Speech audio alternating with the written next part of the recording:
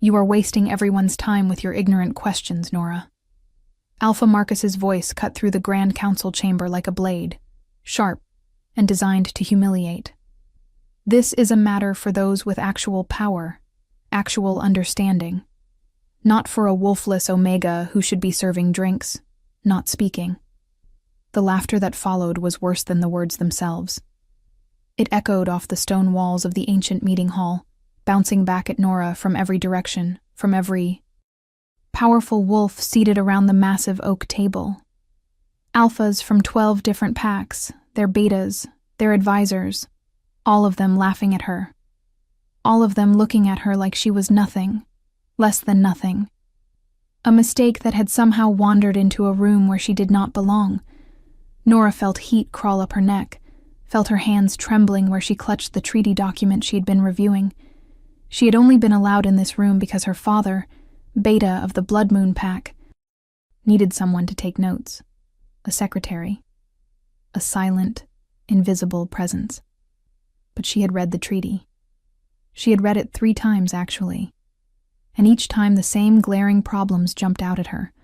Problems that apparently no one else in this room full of supposed leaders had noticed. "I apologize for speaking out of turn," Nora said, forcing her voice to remain steady even as her heart hammered against her ribs. "But the territory divisions in Section 4 directly contradict the hunting rights outlined in Section 7, and the timeline for the military alliance in Section 9 makes it impossible to meet the requirements listed in Section 3. If we sign this as written, we will be in immediate breach of our own agreement." The silence that followed was somehow worse than the laughter. Marcus rose from his seat, his considerable height and broad shoulders making him look even more imposing. His wolf was right there beneath his skin. She could see it in his eyes, golden and furious. "You dare to suggest that every alpha in this room, wolves who have led their packs for decades, who have negotiated countless treaties and alliances, somehow missed what you, a 23-year-old wolfless failure, supposedly caught?" His voice dropped to something dangerous. "You dare to imply that we are fools?" "I am not implying anything about anyone's intelligence," Nora said, though her voice was quieter now, the weight of his anger and the disgust radiating from everyone in the room, pressing down on her like a physical force. "I am simply pointing out inconsistencies in the document itself, mathematical impossibilities. If the Northern Territories are divided as outlined in Section 4, there is no way to maintain the patrol routes required in Section 8. The numbers do not work, and the payment schedule for the shared resources cannot possibly align with the delivery dates.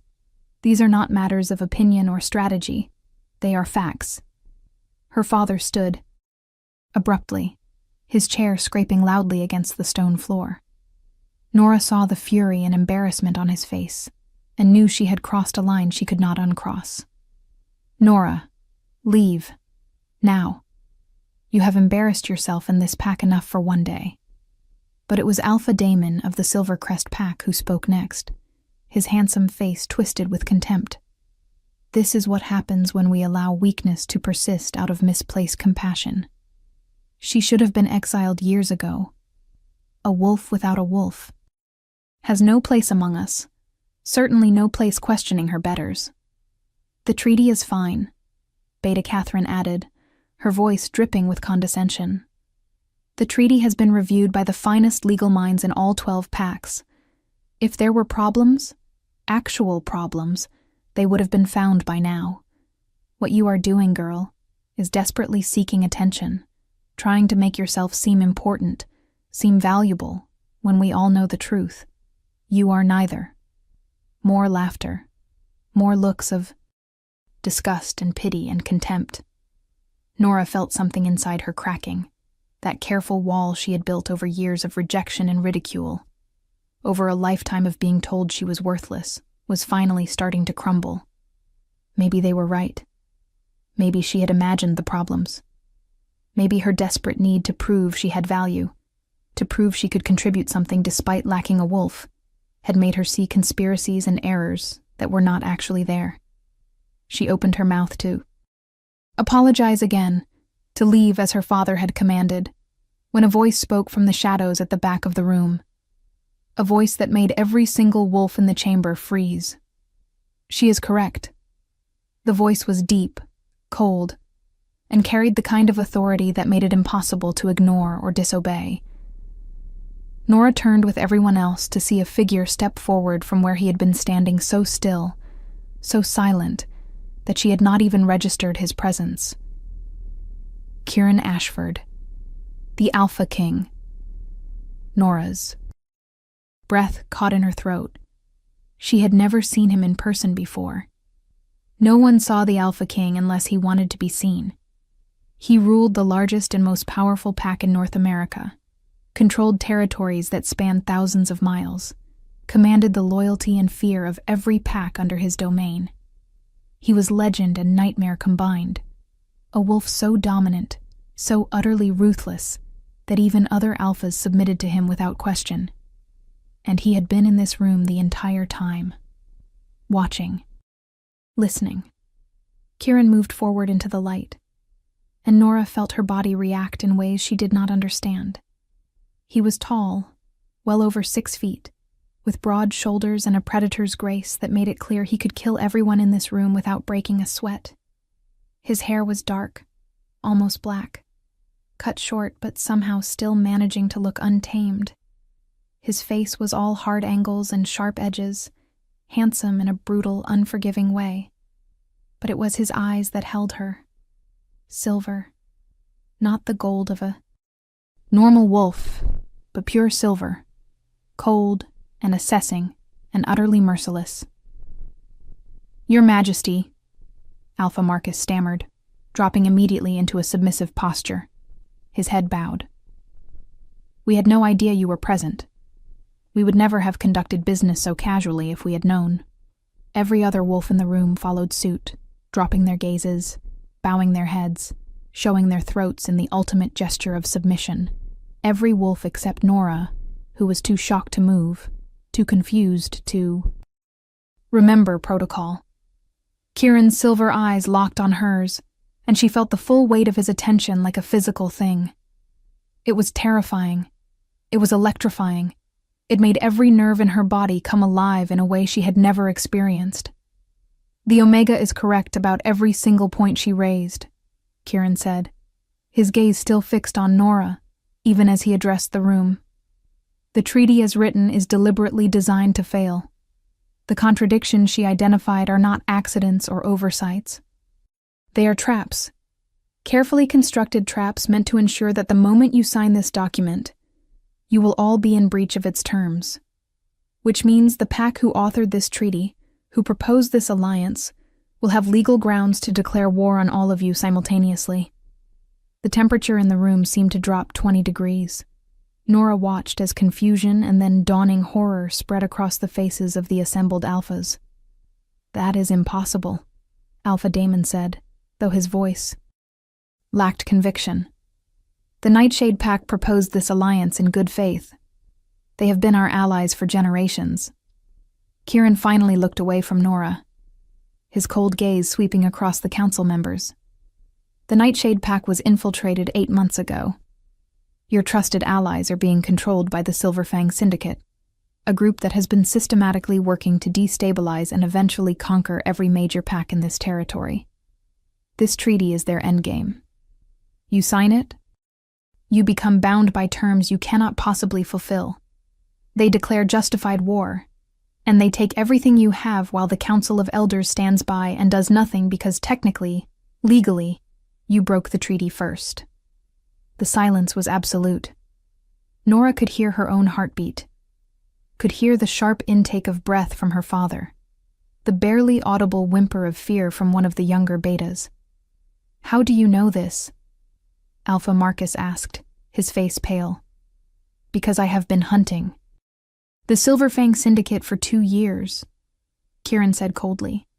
"Because I have watched them corrupt and destroy 4 packs already using variations of this exact strategy.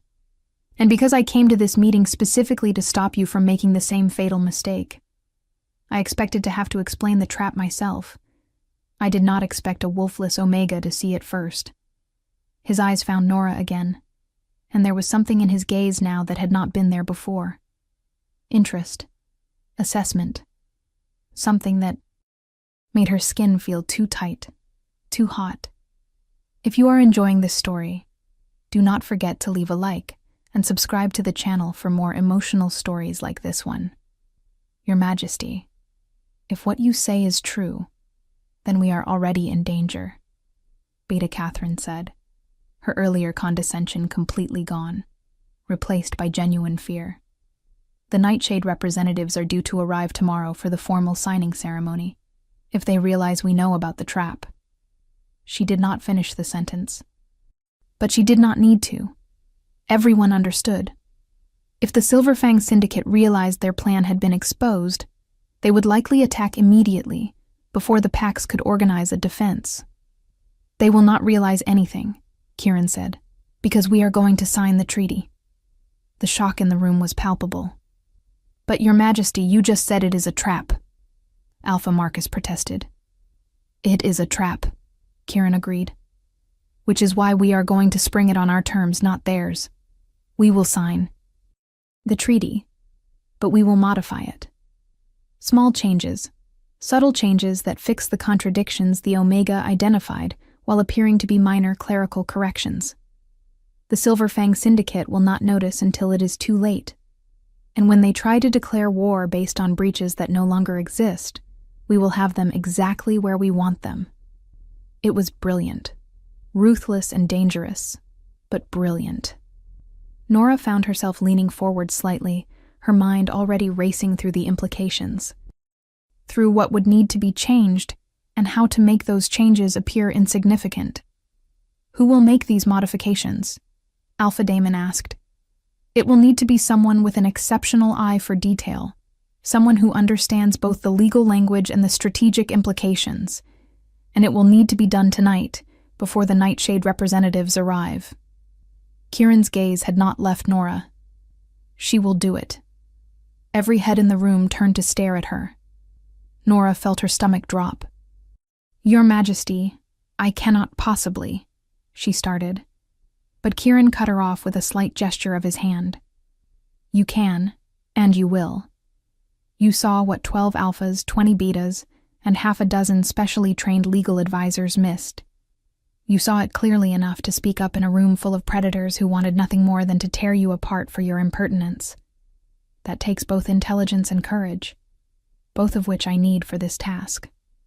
He took a step closer to her, and Nora had to fight the urge to back away. His presence was overwhelming, his power pressing against her like a wave. You will work through the night to modify this treaty. You will make changes that are legally sound but appear cosmetic. And tomorrow, when the Nightshade pack arrives, you will present the modified treaty as if it is simply a cleaner version of the original. Can you do this? Nora swallowed hard. She wanted to say no. She wanted to run from this room, from this impossible task, from the weight of responsibility being placed on her shoulders by the most powerful and terrifying wolf in existence. But she also felt something else rising in her chest. Vindication. Validation. Proof that she was not useless, not worthless, not the failure everyone had always told her she was. Yes, Your Majesty, she heard herself say. I can do this. Something that might have been approval flickered in Kieran's silver eyes. Good. You will work in my quarters where no one can disturb or distract you. I will assign guards to ensure your safety and your privacy. Everything you need will be provided. He turned to address the council. The rest of you will continue preparations for tomorrow's ceremony, as if nothing has changed. You will give no indication that you suspect anything. You will treat the Nightshade representatives with the same courtesy and respect you always have. And you will follow my lead when the time comes to act. Am I understood? A chorus of, Yes, Your Majesty, filled the room. Kieran nodded once, then looked back at Nora. Come with me. It was not a request. Nora glanced at her father, but he would not meet her eyes. None of them would. The same wolves who had been laughing at her, mocking her, dismissing her minutes ago, now looked at her with confusion, with resentment, with something that might have been fear. She had been elevated by the Alpha King himself. She had gone from worthless Omega to essential asset in the span of a single conversation. And she had no idea how to process any of it. She followed Kieran from the council chamber, acutely aware of every eye on her, of every whispered conversation that started the moment she passed. His guards fell into step around them, massive warriors who moved with deadly grace, who kept their eyes forward but their attention on everything around them. They walked through corridors Nora had never been allowed in before, past rooms she had only heard about, deeper into the heart of the compound that served as neutral territory for council meetings. Kieran did not speak, did not slow his pace, did not acknowledge her at all. He moved like violence contained in flesh, like a storm moments before it broke. And Nora found herself studying him despite her better judgment, found herself noticing things she should not notice. The way his shoulders moved beneath his black shirt, the corded muscles of his forearms, the precise economical grace of every movement, the sense of absolute control that radiated from him like heat. They finally stopped in front of a heavy wooden door guarded by 2 more warriors. Kieran pushed it open and gestured for her to enter. The room beyond was not what she expected. She had imagined something cold and military, all hard surfaces and strategic maps. Instead, she found a space that was almost comfortable. A massive desk dominated one wall, covered in papers and documents, and what looked like correspondence from packs across the continent. Floor to ceiling. Bookshelves lined another wall, filled with texts on law, history, strategy, and warfare. A fireplace crackled with low flames, casting warm light across dark wood floors and deep leather furniture. "You will have everything you need here," Kieran said, moving to the desk and gathering the papers there into neat stacks that he set aside. Fresh copies of the treaty, reference materials on pack law and alliance protocols, writing implements. Food and water will be brought to you every 2 hours. You will not leave this room until the work is complete. Do you understand? Nora nodded, still trying to process the fact that she was standing in what was clearly the Alpha King's private office, about to spend the entire night here, working on a task that could determine whether thousands of wolves lived or died. "I understand, Your Majesty." He studied her for a long moment, those silver eyes seeing far too much. "You are afraid," he observed. It was not a question. Nora considered lying, but something about his directness made deception seem pointless. "Yes, Your Majesty." "Good," Kieran said. "Fear will keep you focused. Overconfidence is what gets people killed." He moved toward the door, then paused and looked back at her.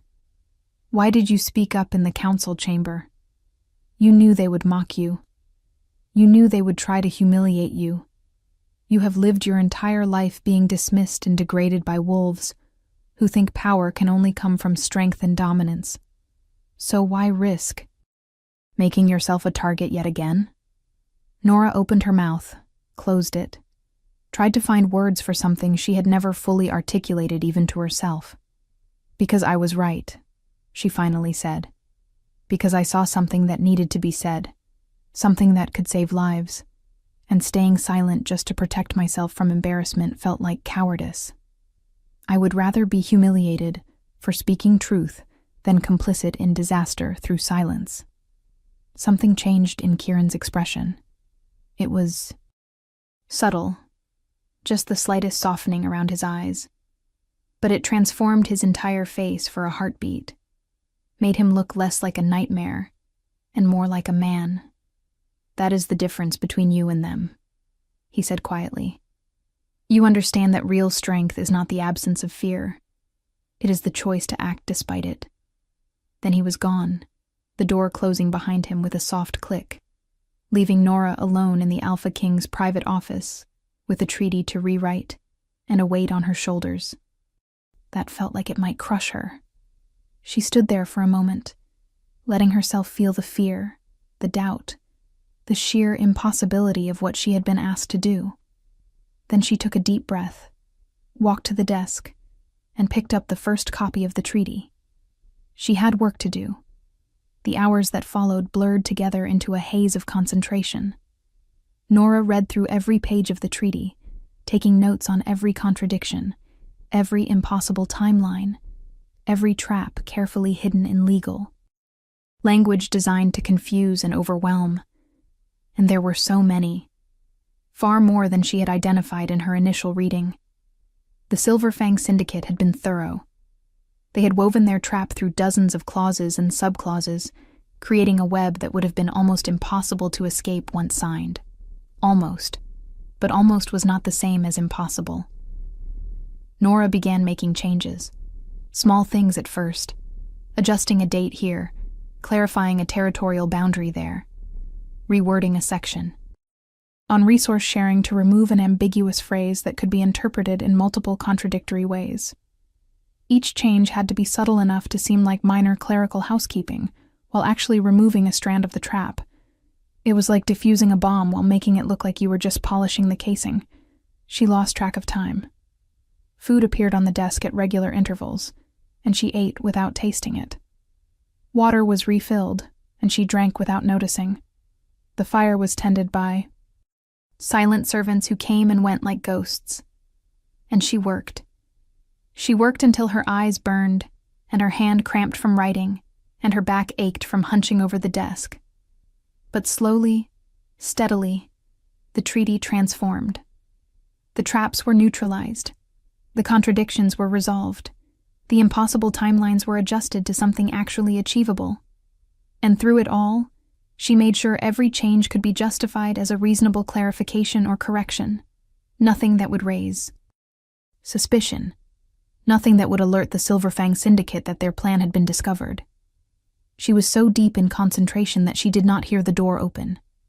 Did not notice she was no longer alone until a voice spoke from directly behind her. "You have been working for 11 hours without a break." Nora jumped, spinning in her chair to find Kieran standing a few feet away, watching her with that unreadable expression. Her heart hammered from the surprise, from the sudden awareness that she was alone with the Alpha King in the middle of the night, from the way his presence seemed to fill the entire room. "Your Majesty," she said, trying to calm her racing pulse. "I did not hear you enter." "I know," he said, moving closer to look at the papers spread across the desk. "You were completely absorbed in the work. That level of focus is rare. Most wolves cannot maintain it for more than a few hours before their attention starts to fragment." He picked up one of the pages Shisai had finished, scanning it with those sharp silver eyes. Nora held her breath, waiting for him to find fault, to tell her she had done it wrong, that her changes were too obvious or not effective enough. "This is excellent," Kieran said finally, setting the page down and picking up another. "The modifications are subtle but comprehensive.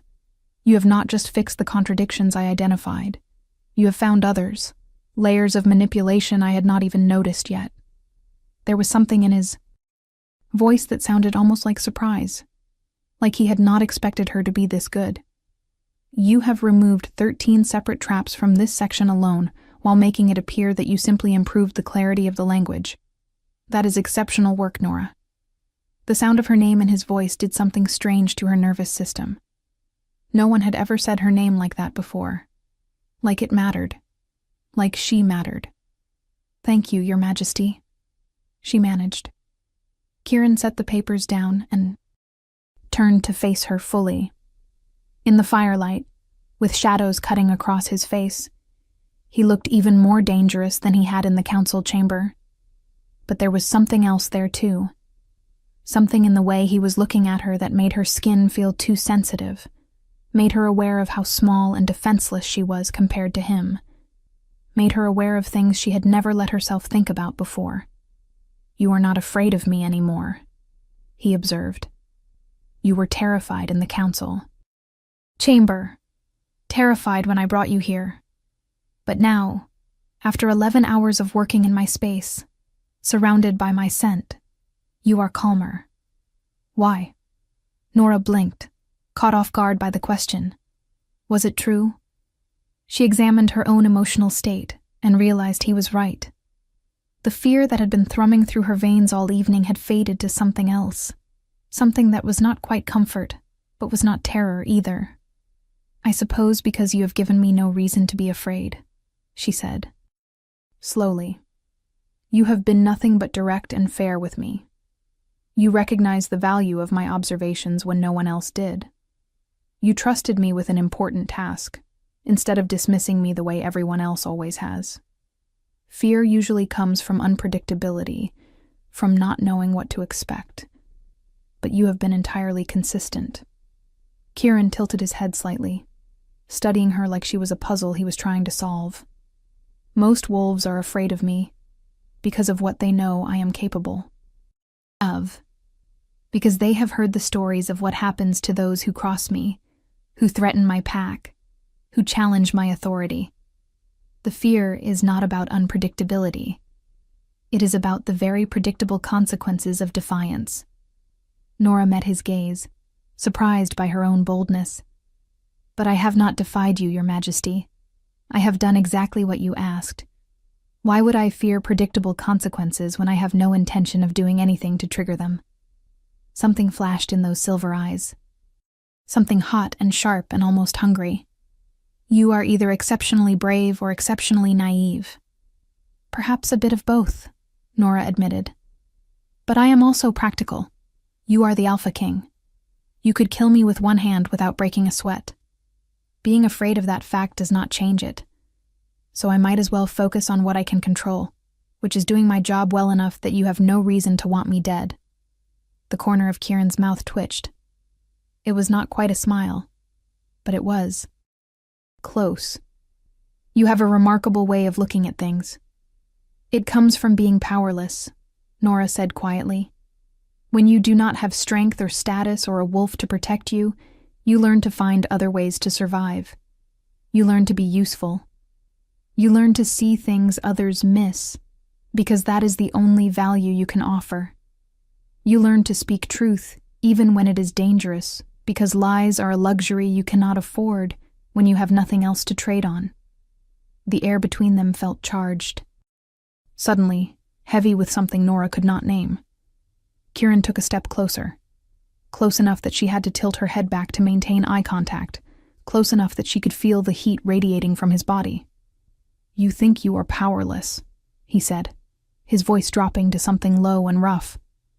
"But you walked into a room full of predators and challenged them based on nothing but the strength of your convictions and the sharpness of your mind. You saw a trap that I had spent months tracking. You have worked for 11 hours straight on a task that could save thousands of lives, never once complaining or asking for recognition. That is not powerlessness, Nora. That is a different kind of power, one that most wolves will never understand." Nora's breath caught in her throat. She could smell him now, something dark and wild like winter forests and smoke. Could see the way his eyes had darkened, the way his jaw was tight like he was holding himself back from something. Could feel her own body responding in ways that made no sense, made her want to move closer, even though every instinct told her that would be dangerous. "Your Majesty," she whispered, not sure what she was asking for, not sure what she was even saying. Kieran's hand came up slowly, giving her plenty of time to move away, to object. But Nora stayed frozen as his fingers brushed against her jaw, tilting her face up toward his. His touch was surprisingly gentle for someone so clearly capable of violence. "Do you know what I see when I look at you?" he asked softly. Nora shook her head, not trusting her voice. "I see the rarest thing in the world," Kieran said. "A mind that is not corrupted by power or status. A person who values truth more than approval. Someone who would rather be right and rejected than wrong and accepted. Do you have any idea how exceptional that is? How precious?" His thumb traced along her jawline, and Nora felt heat spread through her entire body from that single point of contact. "The world is full of strong wolves," Kieran continued, "full of dominant alphas and powerful warriors. Strength is common. But intelligence combined with integrity, wisdom combined with courage, that is vanishingly rare, and I have been searching for it for a very long time. What do you think will happen next? Leave your predictions in the comments below.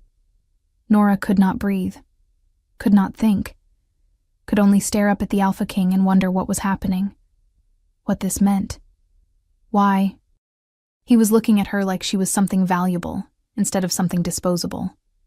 Why? She managed to ask. Why would you be searching for that?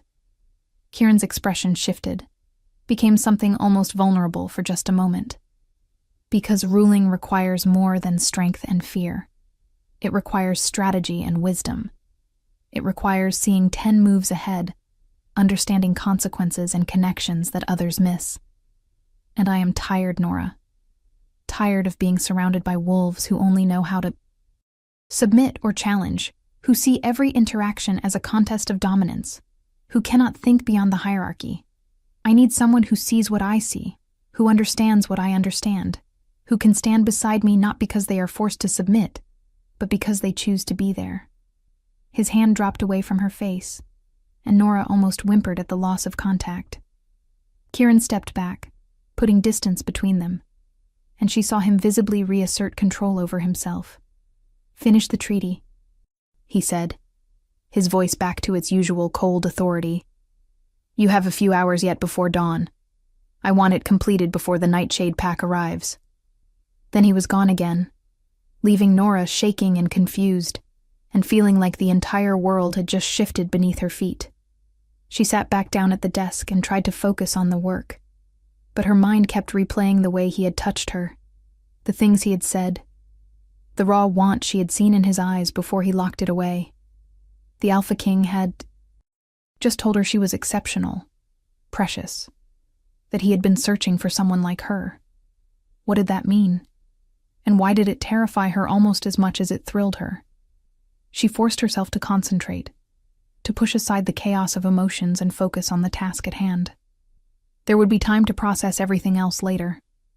Right now, she had a treaty to finish and a trap to defuse. She worked through the remaining hours until dawn began to lighten the windows. When she finally sat down, her pen and looked at the completed, modified treaty, she felt a fierce surge of pride. She had done it. She had taken a document designed to destroy 12 packs and transformed it into something that would protect them instead. She had turned the Silverfang Syndicate's own weapon against them. The door opened, and Kieran entered, followed by several guards and what looked like official witnesses. "It is done?" he asked. Nora nodded, standing and gesturing to the neat stack of papers. "Every trap has been neutralized, every contradiction resolved. The changes appear minor, but are structurally comprehensive. They will not realize what we have done until it is far too late." Kieran picked up the treaty and began reading through it, his silver eyes scanning each page with incredible speed. The witnesses shifted nervously, clearly uncomfortable being in such close quarters with the Alpha King. Finally, Kieran looked up, and there was something fierce and approving in his gaze. "This is perfect," he said. "You have done exactly what I needed. Better than I hoped." He turned to the guards. "Take this to be copied and prepared for the signing ceremony, and ensure that Nora is given proper quarters to rest and refresh herself before the ceremony begins. She will be standing with the council during the signing." The guards looked shocked. So did the witnesses. Standing with the council was a position reserved for alphas, betas, and high-ranking pack members, not for wolfless omegas, who spent their time taking notes and serving drinks. "Your Majesty, is that wise?" one of the witnesses asked carefully. "The Blood Moon pack may object to such a breach of protocol." Kieran's eyes went cold. "I am the Alpha King. I do not ask permission from the packs I rule. If I say Nora stands with the council, then she stands with the council. Anyone who objects can take it up with me personally." The witnesses paled and bowed their heads in submission. No one in their right mind would challenge the Alpha King personally. Now go, Kieran ordered. We have much to prepare before the Nightshade pack arrives. Everyone scattered except Nora, who stood uncertainly by the desk, still trying to process the fact that she was apparently going to be present for the signing ceremony, that she was going to be standing among the most powerful wolves in the territory like she belonged there. Come with me, Kieran said, and once again, it was not a request. Nora followed him out of the office and through more corridors until they reached a suite of rooms she had never seen before. The quarters were beautiful, luxurious even, with soft carpets and elegant furniture and windows that looked out over the compound's gardens. These are your rooms for the duration of your stay, Kieran said. Rest, eat, prepare yourself for this evening. Clothing appropriate for the ceremony will be provided. You will be escorted to the hall when it is time. Nora stared at him. Your Majesty, I do not understand. Why are you doing this? Why are you giving me such honor when I am nothing, when I have no status or power or wolf? Kieran looked at her for a long moment, and there was something almost sad in his expression. Because you earned it, he said simply. Because you did something extraordinary and deserve to be recognized for it. And because I am making a point to every wolf who will be in that ceremony tonight. The point that value comes in many forms, and intelligence and integrity are worth more than all the dominance displays and territorial posturing in the world. He moved toward the door, then paused. And Nora? After this is over, after the Silverfang Syndicate is exposed and dealt with, we need to talk. You and I, about things that cannot be discussed until the immediate threat is handled. Heat flooded through Nora's body at the intensity in his voice, at the promise implicit in those words. Yes, Your Majesty, she whispered. Then she was alone in rooms that were far too grand for someone like her, with dawn light streaming through the windows, and exhaustion finally crashing over her like a wave. She collapsed onto the bed, still wearing her simple clothes, still unable to fully believe any of this was real. And she fell asleep wondering what would happen at the ceremony, what would happen when the trap was sprung, what Kieran had meant by that look in his eyes when he said they needed to talk. She woke to find the sun high in the sky and servants bustling around the room, laying out clothing and preparing a bath and setting out food. They treated her with a deference that was completely foreign, calling her Miss and bowing their heads when they addressed her. It was surreal. By the time she was bathed and dressed in the gown they had provided, a beautiful deep green dress that fit her perfectly and made her look elegant rather than plain, Nora felt like she was living in someone else's life. The dress had long sleeves and a modest neckline, but hugged her figure in a way that made her feel feminine and powerful at the same time. Her hair had been arranged in an intricate style that was both sophisticated and comfortable. She looked in the mirror and barely recognized herself.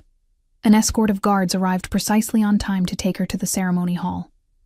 As they walked through the compound, Nora noticed how other wolves stared at her now. Not with contempt or pity, but with confusion and speculation. The wolfless. Omega was being treated like someone important. It did not make sense to them. It barely made sense to her. The ceremony hall was enormous, with vaulted ceilings and stone columns and rows of seating for hundreds of witnesses.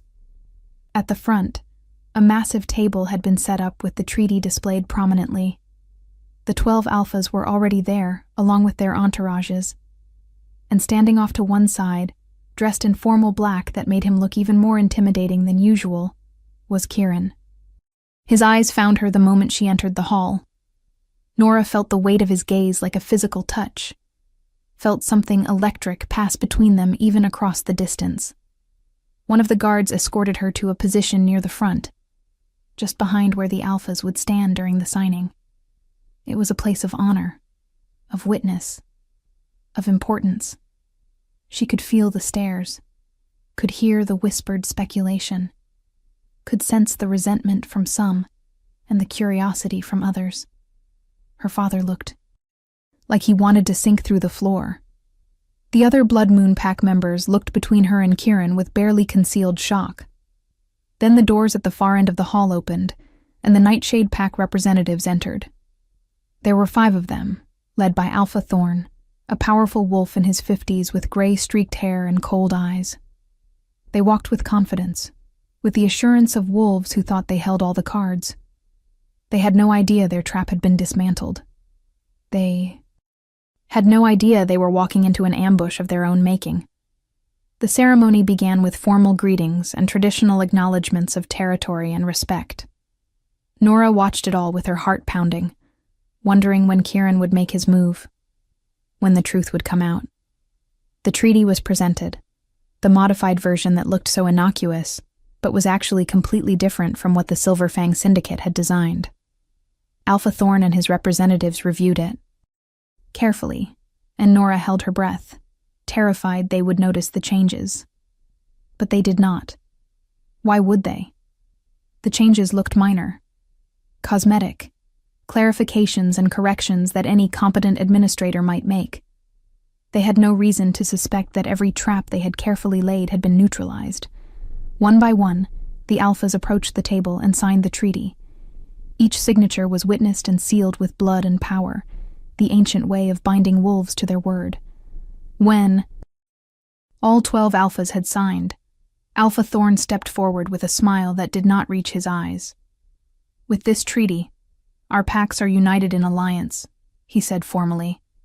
"Bound by law and honor to support each other, to share resources and territory according to the terms we have agreed upon." "Indeed," Kieran said, his voice cutting through the hall like a blade. "Bound by law, which is why it is so fortunate that we corrected the errors in the original document before signing." The atmosphere in the hall changed instantly. Alpha Thorn's smile froze on his face. "Errors, Your Majesty? I am not sure what you mean. The treaty was carefully reviewed by legal experts from all our packs." "Yes," Kieran agreed.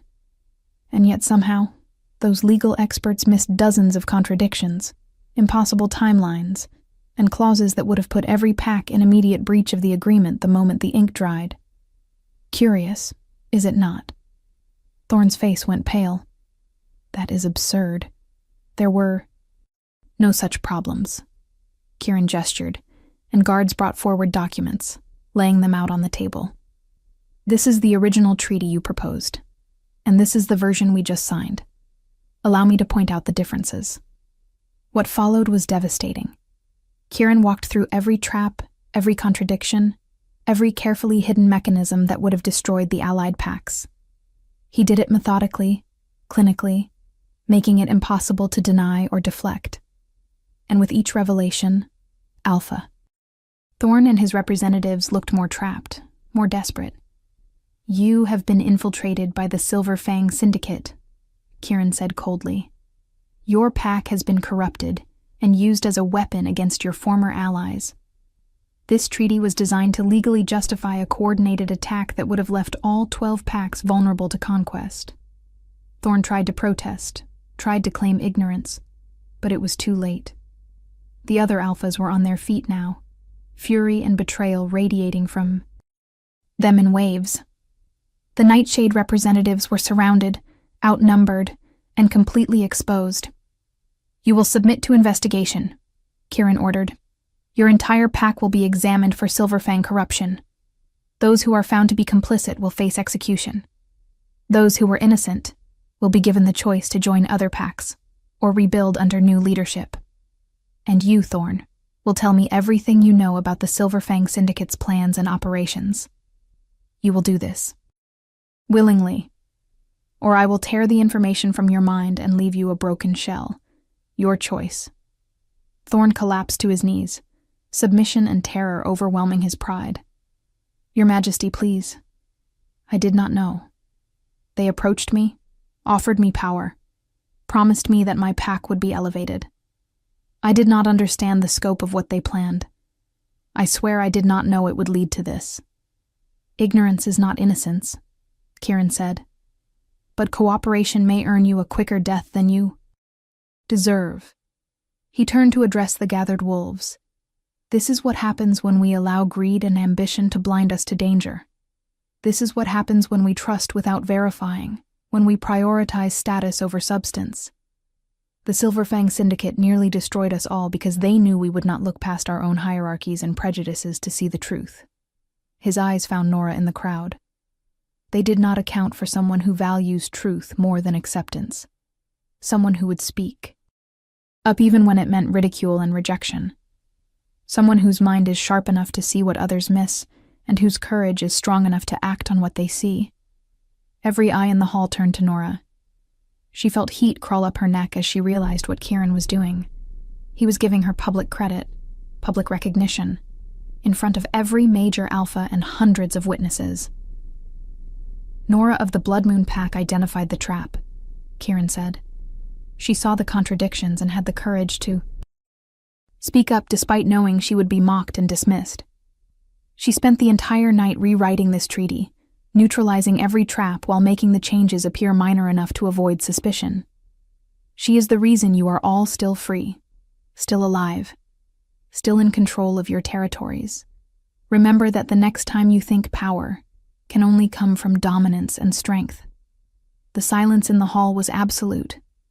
Nora could see shock on every face, could see her father's expression of complete disbelief, could see the other Blood Moon wolves looking at her like they had never seen her before. Then Kieran did something that made Nora's breath stop entirely. He walked across the hall, past all the alphas and betas and high-ranking wolves, directly to where she stood, and he bowed his head to her. The Alpha King, the most powerful wolf in North America, bowing his head in respect and acknowledgement to a wolfless Omega. The gesture sent shockwaves through the crowd. Wolves gasped. Someone made a strangled sound of disbelief, because an Alpha never bowed to an Omega, and the Alpha King bowed to no one. "Thank you," Kieran said quietly, his voice pitched low enough that only Nora could hear. "You saved thousands of lives today. You proved that the measures we use to judge worth are often meaningless. And you reminded me why I do this job in the first place." Then he straightened and turned back to the assembly. "The ceremony is concluded. The Nightshade representatives will be taken into custody for questioning. The rest of you will return to your territories and remain vigilant for any signs of Silverfang infiltration. We will root out this threat completely and ensure it can never threaten us again." The crowd began to disperse slowly, wolves still staring at Nora, still trying to process what they had witnessed. But Kieran caught her wrist gently before she could follow the others. "Come with me," he said. "We have that talk I mentioned earlier." Nora's heart leaped into her throat, but she nodded and let him lead her from the hall. They walked in silence through empty corridors until they reached a private terrace that overlooked the forests beyond the compound. The sun was setting, painting the sky in shades of orange and gold. It was beautiful and peaceful, and completely at odds with the chaos of emotions churning in Nora's chest. Kieran stood at the railing, looking out at the trees, his profile sharp and perfect in the fading light. "I owe you an explanation," he said finally, "for what I said last night, for the things I am about to say now." Nora moved to stand beside him, her hands gripping the railing to keep them from shaking. "Your Majesty, you do not owe me anything." "Kieran," he corrected. "When we are alone, you call me Kieran. And yes, I do owe you this. Because what I am about to ask of you will change your life completely, and you deserve to understand why I am asking it." He turned to face her fully, and the intensity in his silver eyes made Nora's breath catch.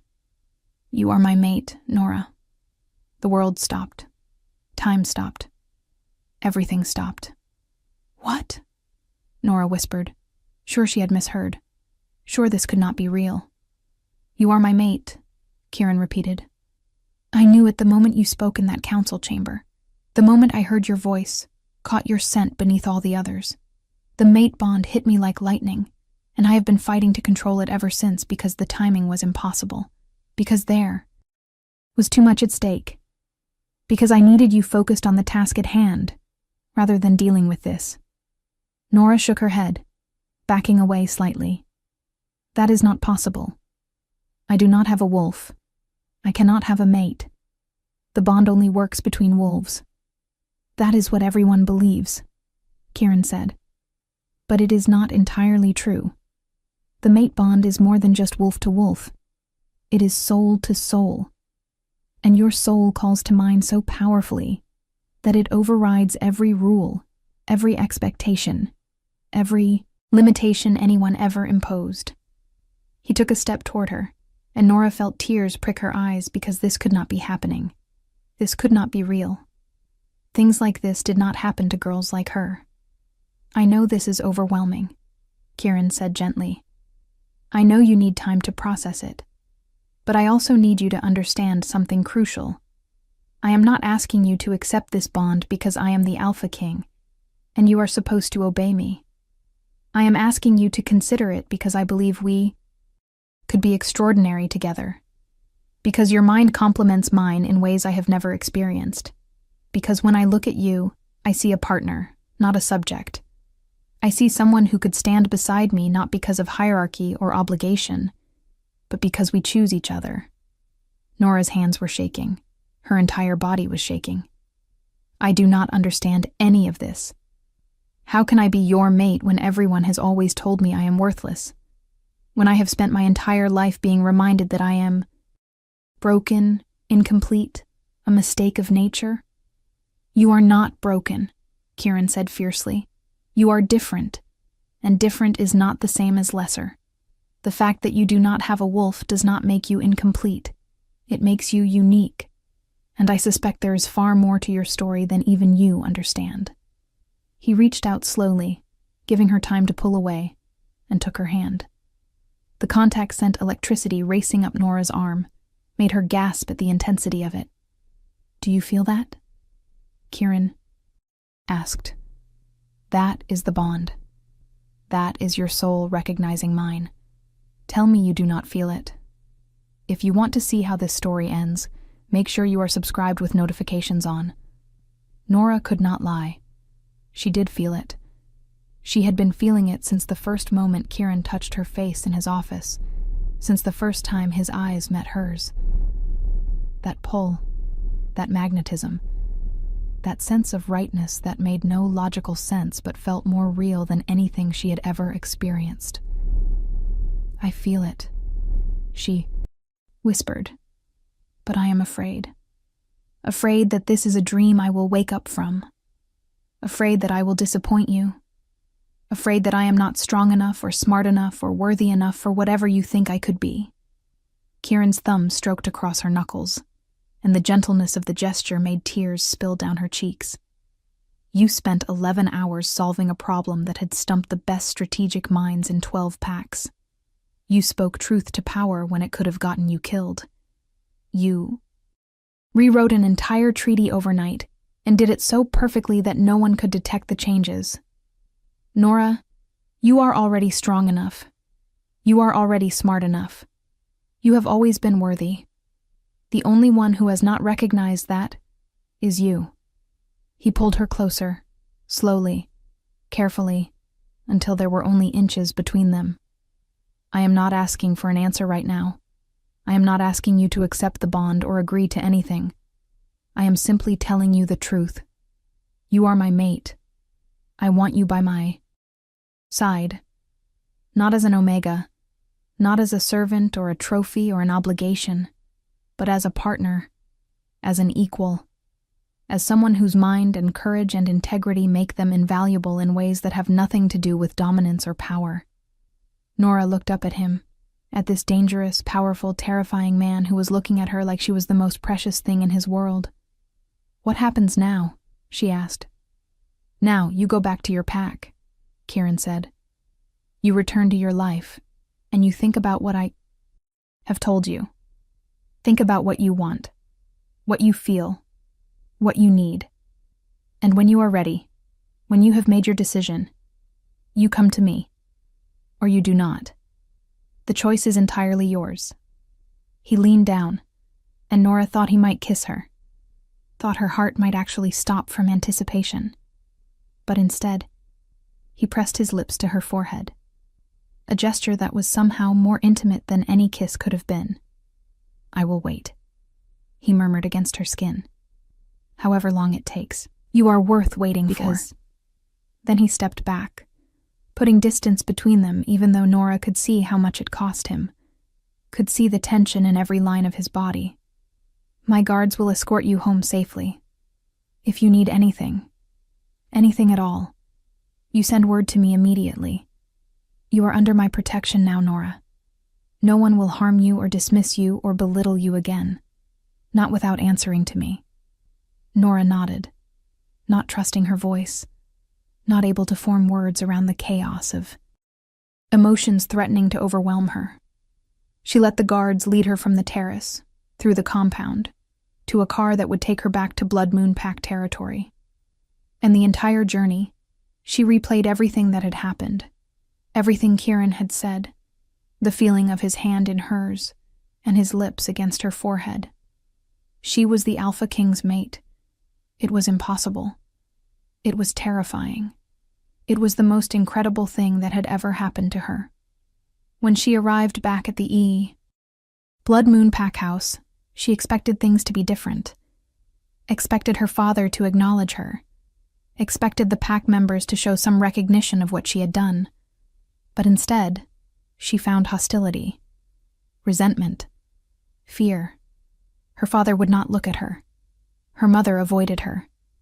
The other pack members whispered when she passed, and the whispers were not kind. "She thinks she is special now," someone muttered. "The Alpha King's pet. Too good for the rest of us. It will not last," someone else said. "He will realize she is nothing, and then where will she be? More trouble than she is worth." Nora went to her small room, the same cramped space she had occupied her entire life, and she felt the weight of everything crash down on her. She had saved 12 packs. She had been honored by the Alpha King himself. She had discovered she was his mate. And her own pack could not be happy for her, could not see her as anything but a problem, a source of inconvenience, something to be tolerated, rather than valued. She lay on her bed and let herself cry. Let herself feel the hurt and the loneliness, and the overwhelming confusion of being offered everything she had ever dreamed of, while simultaneously being rejected by the only family she had ever known. She cried until she had no tears left, until exhaustion pulled her into sleep. And she dreamed of silver eyes and gentle hands, and a voice that told her she was worthy. The days that followed were strange and difficult. Nora returned to her usual duties within the pack, but everything felt different now. People treated her with a weird mixture of deference and resentment. They did not dare be openly hostile because she was under the Alpha King's protection.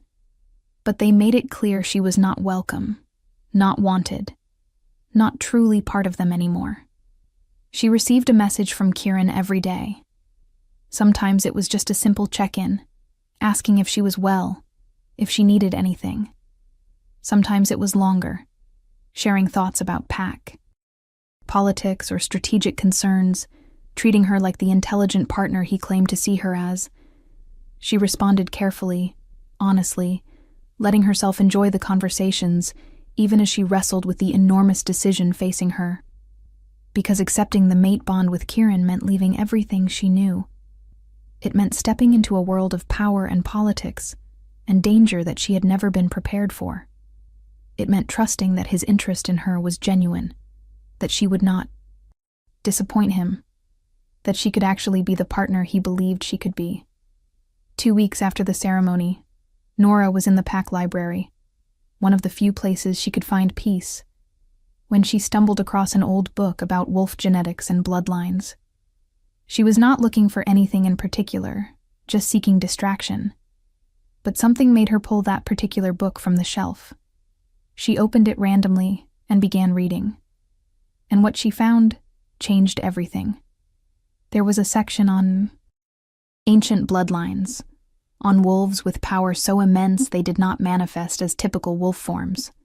The text described witches, seers, healers, whose abilities were so strong that they eclipsed the normal wolf traits, leaving the person appearing wolfless when in reality they carried dormant magic that was simply different from standard shifter gifts.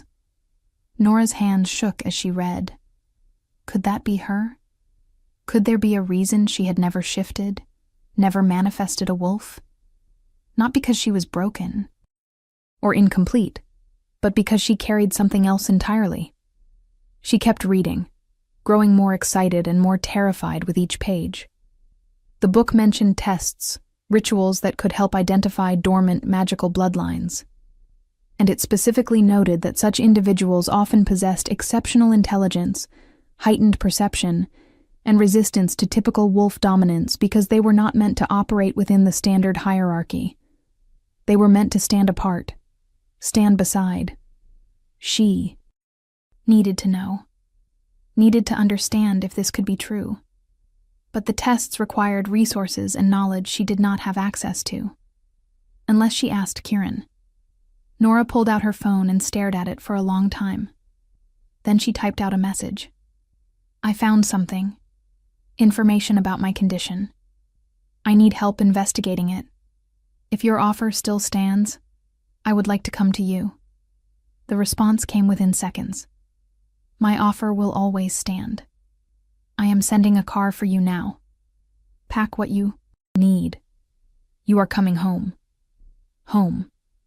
Kieran had called his territory home, like she already belonged there, like she had always belonged there.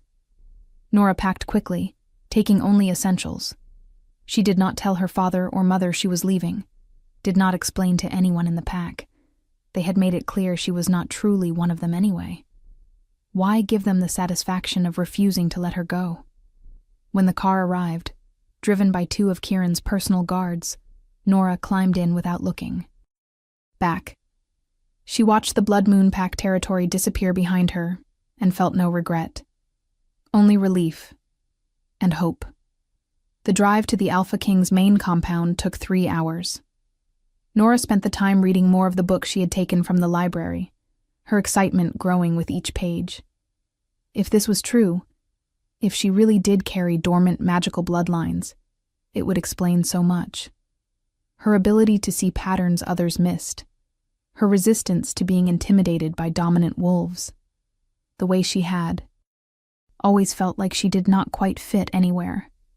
When they arrived at the compound, Kieran was waiting for her personally. He stood at the entrance to the main building, dressed casually in dark jeans and a shirt that somehow made him look even more imposing than his formal wear did. His eyes locked on her the moment the car stopped, and Nora felt that electric pull between them intensify.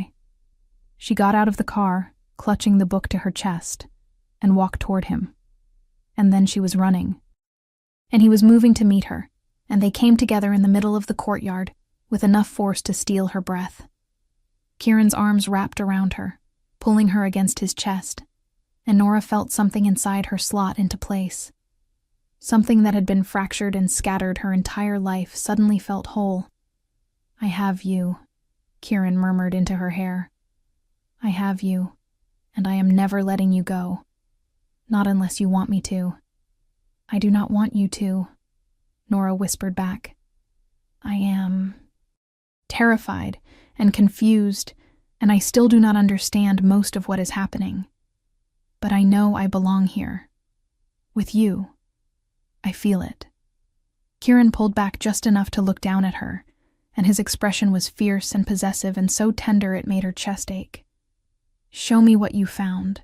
Tell me what you need, and we will figure it out together.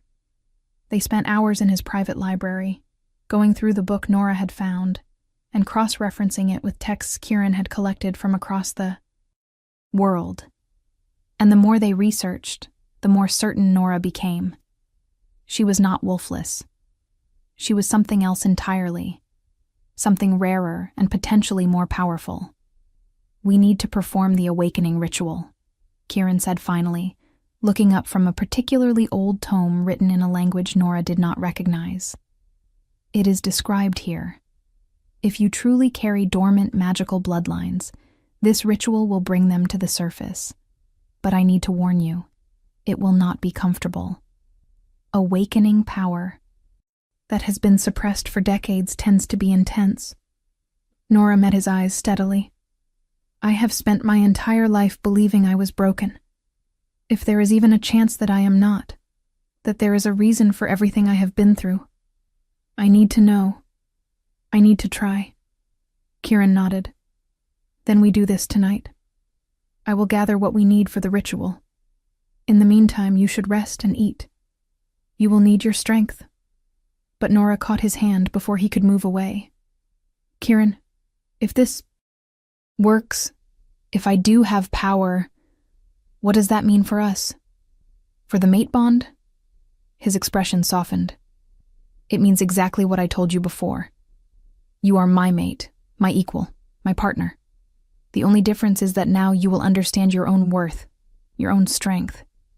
And honestly, that just makes me want you more. He leaned down and pressed a gentle kiss to her lips, the first real kiss they had shared. It was soft and sweet, and made Nora's entire body light up like she had been struck by lightning. When he pulled away, they were both breathing hard. Rest, Kieran said roughly. Because after this ritual, after you come into your power, I am going to claim you properly, as my mate, as my queen. And I'm going to make sure every wolf in existence knows you belong to me. Heat flooded through Nora at the promise in his words. But there was also joy. Pure, overwhelming joy. Because for the first time in her life, she was not being tolerated or pitied or dismissed. She was being chosen, wanted, treasured. That night, under a full moon, Kieran led Nora to a clearing deep in the forest that surrounded his compound. A circle had been drawn in the earth, marked with symbols that glowed faintly in the moonlight. Kieran's most trusted advisors were there, along with a witch who specialized in bloodline magic. Are you ready? Kieran asked, his hand warm and steady in hers. Nora looked at the circle, at the magic waiting to be unleashed, at the man standing beside her offering. Her everything she had ever wanted. Yes, she said, I am ready. The ritual was exactly as intense as Kieran had warned. The moment Nora stepped into the circle and the witch began chanting, pain exploded through her body. Not the pain of injury, but the pain of transformation. Of something that had been locked away for so long finally breaking free. She felt power surge through her veins like liquid fire. Felt her perception expand until she could sense everything around her. The life force. Of every tree, every creature, every wolf present. Felt knowledge flood her mind, ancestral memories and abilities that had been waiting dormant in her blood for generations. She gasped and would have fallen, but Kieran was there, his arms around her, holding her steady, while power tore through her system and remade her from the inside out. I have you, he said again, his voice an anchor in the chaos.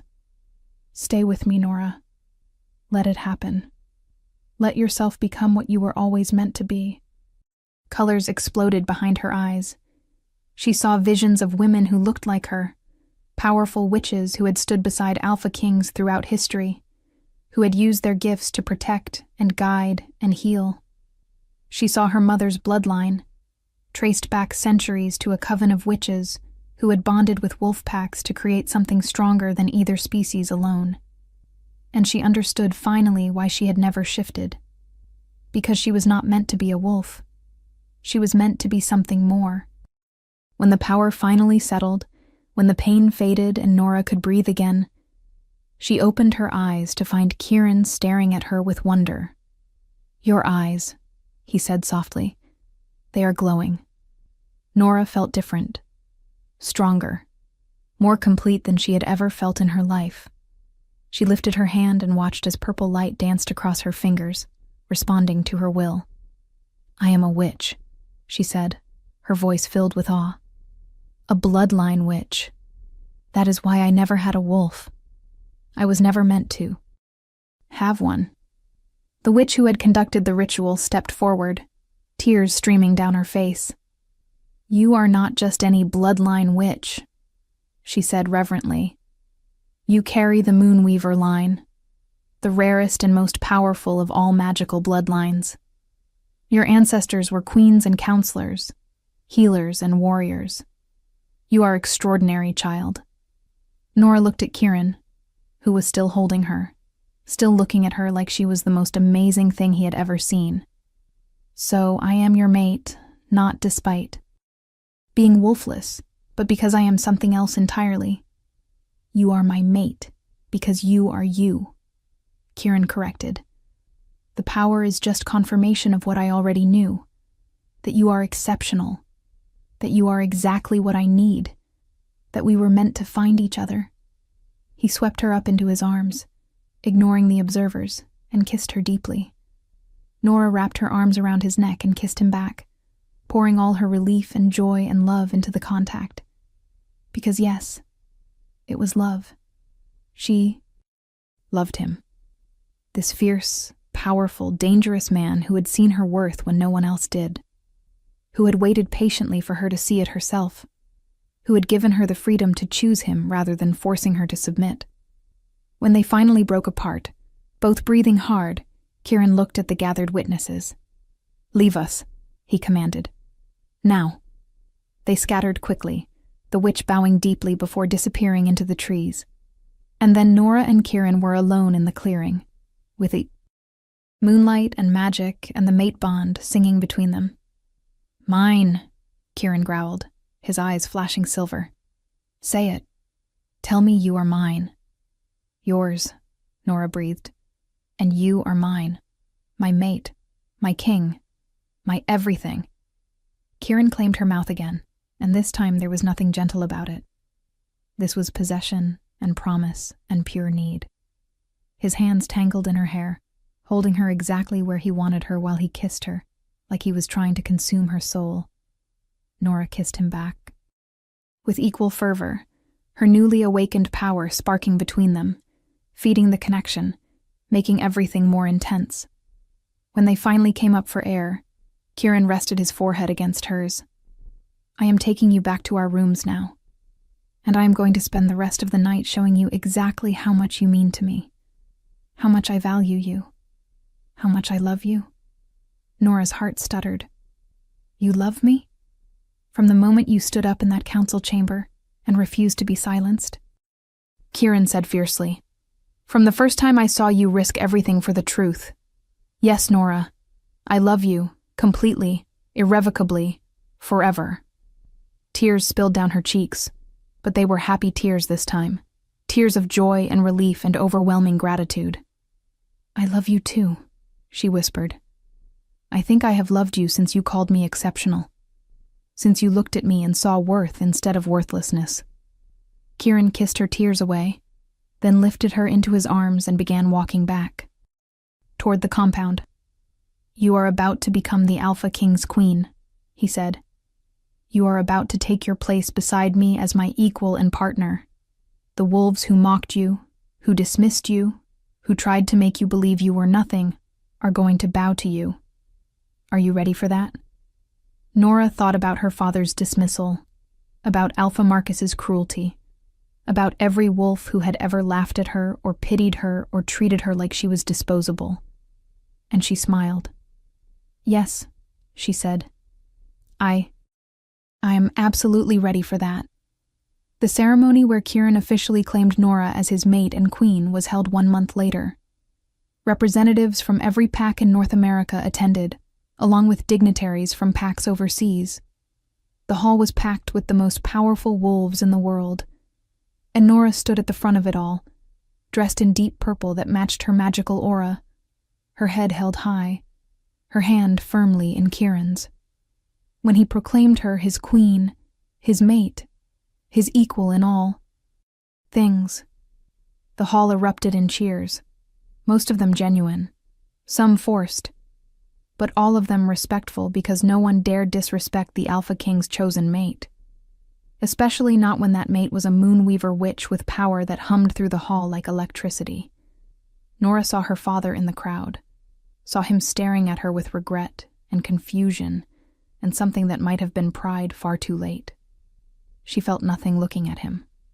No anger, no satisfaction, just indifference.